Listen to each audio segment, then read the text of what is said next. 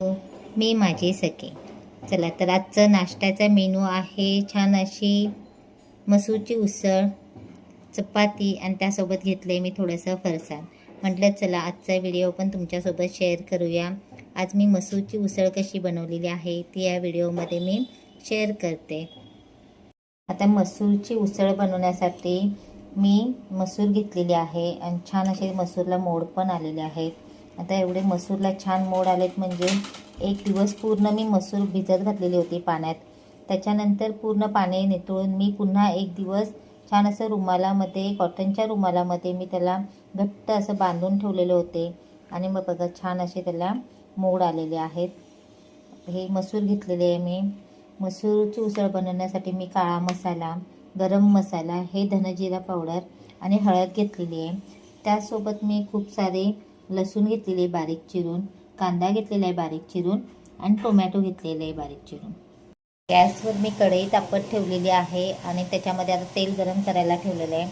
आता मी सुरुवातीला मोहरीची फोडणी देते. मोहरीसोबत मी लगेच जिरं पण टाकून घेते फोडणीला. लसूण टाकते. लगेच मी कांदा आणि कढीपत्ता टाकून घेते आणि छान असं मी परतून घेते कांद्याला.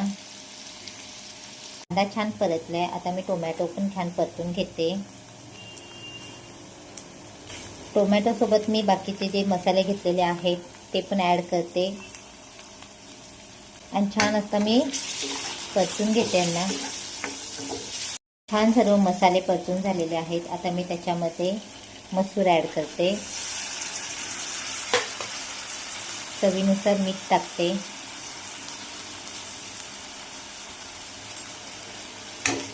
छान आता सर्व असं मिक्स करून घेते आणि ह्याच्यावरती मी झाकण ठेवते आणि झाकणावर मी आता पाणी ठेवते आणि जेवढं होईल तेवढं मी वाफेवरच शिजवून देणार आहे.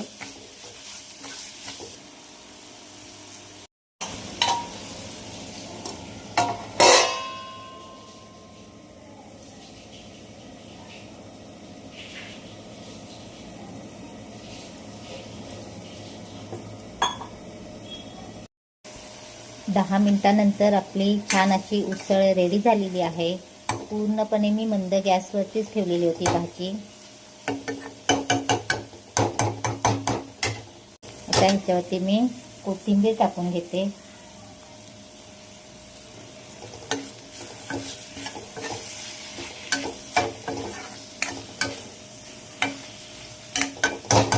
आणि प्लेटमध्ये काढून घेते.